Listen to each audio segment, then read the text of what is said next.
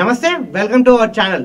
2021 నుంచి ఇప్పటికి కూడా కరోనా మహమ్మారి చేసిన విలయతాండం అంతా ఇంత కాదు.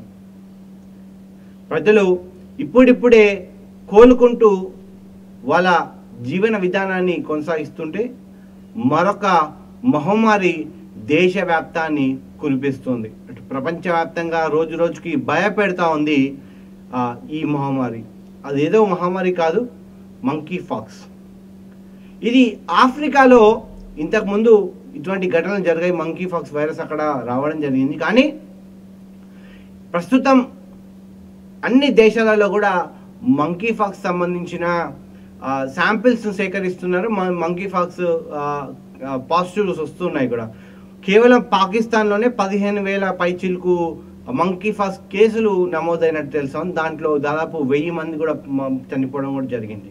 అయితే దీంట్లో పరిణామాలు చూసుకుంటే మొన్న అన్ని రాష్ట్రాలకు కూడా కేంద్రం కూడా గైడ్లైన్స్ ఇచ్చింది. ఖచ్చితంగా అన్ని హాస్పిటల్స్లో కూడా ప్రత్యేక వార్డులు ఏర్పాటు చేయాలి. ఎటువంటి పరిస్థితుల్లో దీన్ని నిర్వీర్యం చేసే ప్రయత్నం చేయాలి. ప్రజలకు ఎటువంటి ఆటంకాలు రావద్దని కూడా మోడీ గారు సీరియస్గా అన్ని రాష్ట్రాలకు కూడా చెప్పడం జరిగింది. అదే తెలంగాణ ప్రభుత్వం కూడా దాన్ని స్వీకరించి అటు అన్ని హాస్పిటల్స్లో కూడా ప్రత్యేక వార్డులు, దీనికి కావాల్సిన సదుపాయాలన్నీ కూడా ఏర్పాటు చేయడం జరిగింది. కానీ నిన్న కేంద్రము మంకీ ఫాక్స్ సంబంధించిన గైడ్లైన్స్ విడుదల చేసింది. అదొక్కసారి ఏంటో చూద్దాం.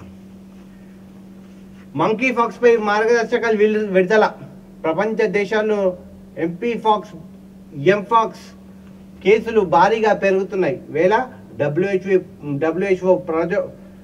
WHO ప్రపంచ ఆరోగ్య సంస్థ ఆరోగ్య స్థాయి ప్రకటించింది. ఈ క్రమంలో భారత ప్రభుత్వం కూడా అప్రమత్తమైంది. దీంతో భాగంగా వ్యాధి లక్షణాలు, అనుమానిత కేసులు సంబంధించి తీసుకోవాల్సిన చర్యలపై ఢిల్లీ ఎయిమ్స్ మార్గదర్శకాలను విడుదల చేసింది. మంకీ ఫాక్స్ అనుమానిత లేదా నిర్ధారిత కేసుల కోసం ఢిల్లీలోని 3 ఆసుపత్రుల్లో ఐసోలేషన్ కేంద్రాలు ఏర్పాటు చేయాలని ప్రభుత్వం ఆదేశించింది. ప్రపంచవ్యాప్తంగా గత ఏడాది పోలిస్తే ఈ ఏడాది మంకీ ఫాక్స్ కేసులు భారీగా పెరుగుతున్నాయి. ఇప్పటికే 15,600 కేసులు, 537 మంది మృతి చెందారు. మన దేశంలో మార్చి తర్వాత కొత్తగా మంకీ ఫాక్స్ కేసులు నమోదు కాలేదని, మన దగ్గర వ్యాప్తి తీవ్రత ఎక్కువ అయినప్పటికీ ప్రజలు అప్రమత్తంగా ఉండాలని ప్రభుత్వం సూచించింది. ఇప్పుడు మంకీ ఫాక్స్ సేమ్ కరోనా ఎట్లనో దానికంటే డేంజర్ లెవెల్స్లో దాన్ని విజృంభిస్తుంది. సో ప్రపంచ దేశాలు కూడా ఈ వైరస్కి గడగడలాడిస్తున్నాయి. సో దీనికోసం నిన్న ఎయిమ్స్ కూడా మార్గదర్శకాలు రిలీజ్ చేసింది.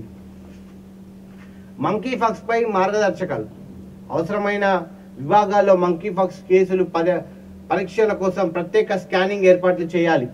జ్వరం, దుర్దలు, మంకీ నిర్ధారిత బాధలతో సన్నిహితంగా మెలిగిన వారికి వెంటనే వైద్య పరీక్షలు నిర్వహించాలి. జ్వరం, తలనొప్పి, కండరాల నొప్పి, వెన్నునొప్పి, తీవ్ర చలి, అల్సట, చర్మంపై పొక్కుళ్ళు వంటి లక్షణాలతో వ్యాధి నిర్ధారణ చేయాలి.